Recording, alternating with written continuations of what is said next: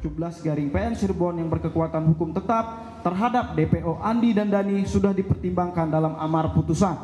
bahwa pendapat pemohon yang menyatakan penghapusan 2 orang daftar pencarian orang dan dibatalkannya penetapan tersangka Peggy Setiawan artinya perbuatan pasal 340 tidak pernah ada.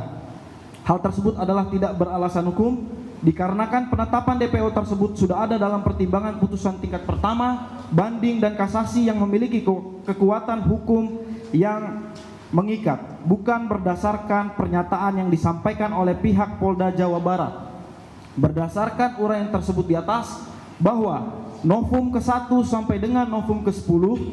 yang diajukan dan dianggap sebagai keadaan baru atau bukti baru atau novum oleh penasihat hukum pemohon peninjauan kembali tersebut bukanlah merupakan keadaan baru atau bukti baru atau novum sesuai dengan pasal 263 KUHP yang dapat dijadikan alasan untuk dapat dilakukannya peninjauan kembali, dan sudah sepatutnya majelis hakim yang memeriksa dan mengadili perkara ini menolak alasan tersebut.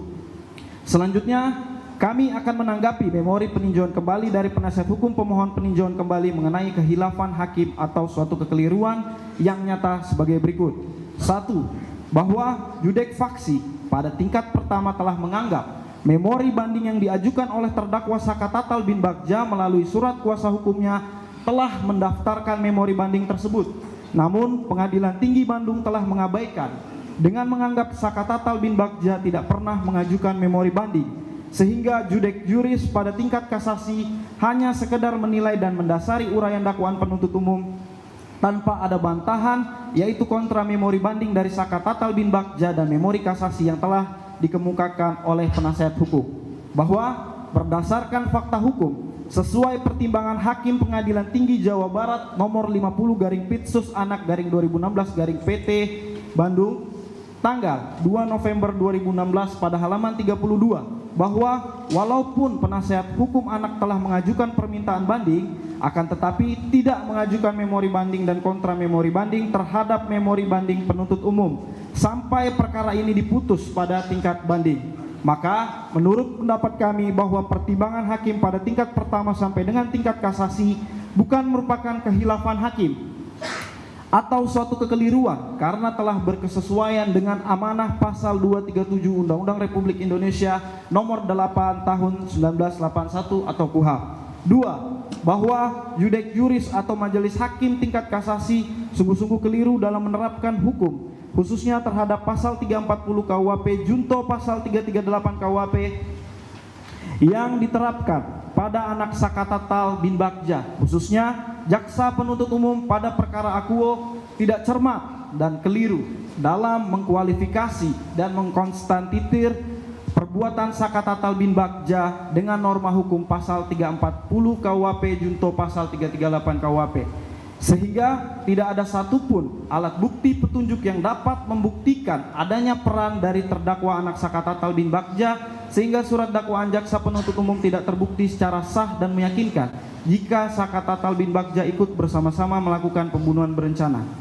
Bahwa tanggapan kami, alasan pemohon tidak berdasar menurut hukum, karena dalam pertimbangan putusan Hakim Pengadilan Negeri Cirebon nomor 16/Pitsus/2016/PN Cirebon junto pasal putusan Pengadilan Tinggi Jawa Barat nomor 50/Pitsus/2016/PT Bandung junto putusan Mahkamah Agung RI nomor 2607K/Pitsus/2016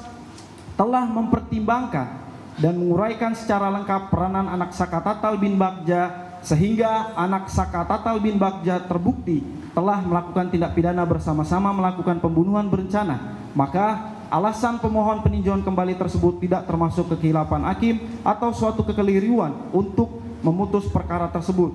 3.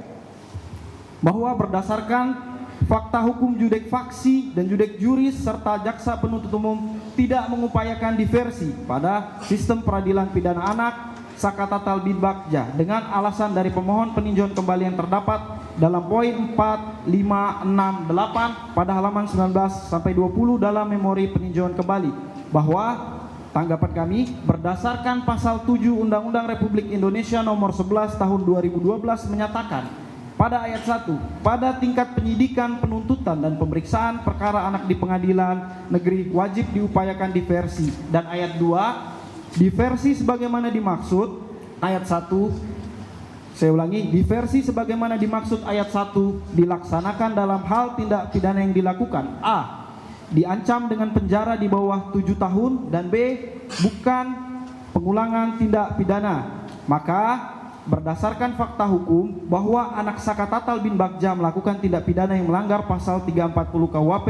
atau pasal 338 KUHP, di mana ancaman hukuman pidana penjara pasal 340 KUHP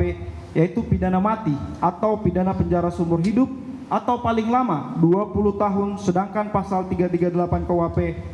dengan ancaman hukuman pidana penjara paling lama 15 tahun. Maka menurut pendapat kami, karena perbuatan anak Saka Tatal bin Bagja yang melanggar pasal 340 KUHP yang ancaman pidana penjara lebih dari 7 tahun, sehingga dalam perkara anak Saka Tatal tersebut tidak diwajibkan untuk diupayakan diversi. Bahwa terhadap keberatan atau alasan pemohon peninjauan kembali pada poin 9 sampai dengan 16 pada halaman 21 sampai halaman 28, dan pada poin 20 sampai 23 pada halaman 31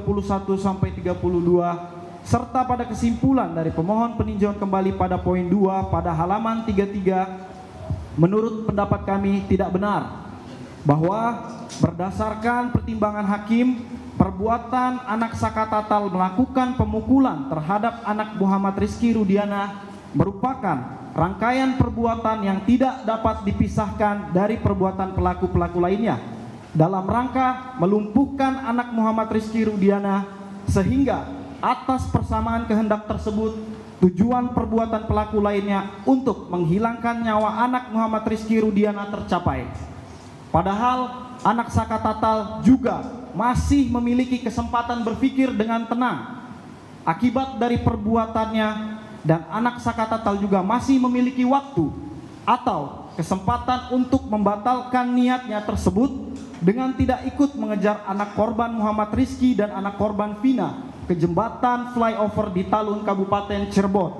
Namun ternyata kesempatan dan atau waktu yang dimiliki oleh anak Saka Tatal tersebut tidak dipergunakan anak Saka Tatal, sebagaimana secara jelas dan lengkap telah terbukti dan termuat di dalam putusan Hakim Pengadilan Negeri Cirebon nomor 16/Pits/2016/PN Cirebon Junto Putusan Pengadilan Tinggi Jawa Barat nomor 50/Pits/2016/PT Bandung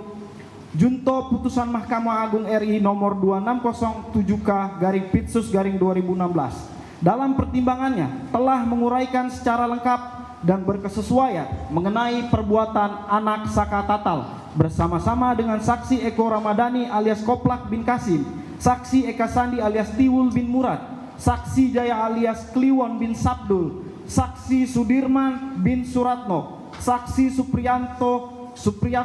Suprianto maksud kami alias Kasdul, saksi Hadi Saputra alias Bolan, saksi Rivaldi Aditya Wardana alias Ucil alias Andika bin Asep Kusnadi atau terdakwa lainnya dalam perkara terpisah saudara Andi, saudara Dani, dan saudara Peggy alias Perong dalam kurung DPO. Berikut motif yang dipermasalahkan pemohon tidak relevan karena bukan merupakan unsur delik di dalam pasal 340 KUHP dimaksud, sebagaimana Jen Remeling di dalam buku hukum pidananya menyatakan menempatkan motif pelaku sejauh mungkin di luar perumusan delik, sehingga alasan pemohon peninjauan kembali tidak benar dan tidak termasuk kehilafan hakim atau bukan merupakan suatu kekeliruan dalam memutus perkara tersebut. Dilanjutkan rekan saya. Terima kasih. Kami akan lanjutkan. Bahwa berdasarkan kesimpulan pemohon peninjauan kembali pada poin 1 secara hukum, karena fakta yang disampaikan oleh pemohon hanya bersifat asumsi dan hanya diperoleh dari pemberitaan media, bahwa seluruh isi memori dari pemohon peninjauan kembali bukanlah merupakan keadaan baru atau bukti baru atau novum, dan alasan-alasan terkait kehilafan atau kekeliruan hakim dalam memutus perkara anak Saka Tatal bin Bagja bukanlah merupakan alasan yang dapat dipertimbangkan maupun diterima, sehingga seyogyanya alasan-alasan dari penasihat hukum peninjauan kembali tersebut haruslah dikesampingkan karena bukan merupakan alasan untuk dapat dilakukannya peninjauan kembali berdasarkan pasal 263 ayat 2 KUHP.